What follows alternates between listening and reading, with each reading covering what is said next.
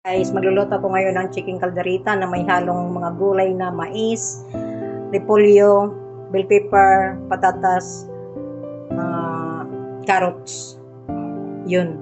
Tapos pinakulong ko muna yung chicken kasi para matanggal yung langsa bago ko igisa. Start na tayo sa paggisa. Una, lagyan natin ng oil yung kawali. Tapos sunod yung bawang.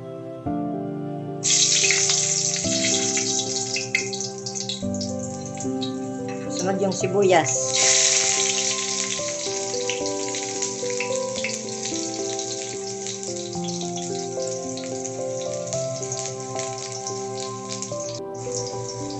Sunod yung karne.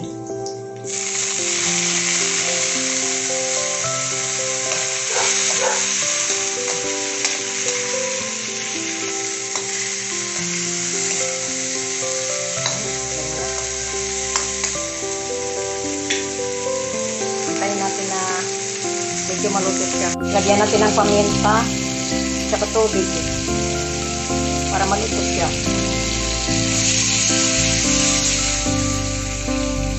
Okay. Hintayin natin maluto muna siya bago lagay yung mga gulay. Sabay-sabay na natin ihalo yung patatas, carrot, tsaka mais para sabay-sabay silang maluto, tsaka yung chicken. And guys, luto na yung mga karin tsaka mga gulay. Nilagyan ko na ng tomato paste.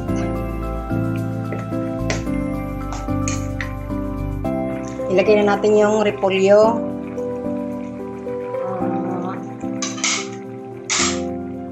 Bell pepper.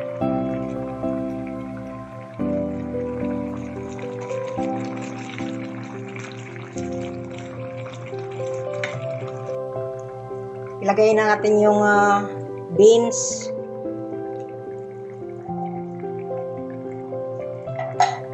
Tapos magic sarap. Kaunti lang. Tapos kaunting asin kasi ayoko nang bawal sa akin yung maalat. Haloy natin guys. Kunting luto na lang yan. So yun guys, luto na.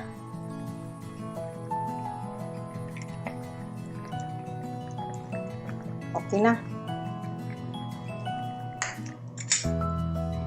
Lagyan natin ng konting asukal. Yun. Para manamis-namis siya.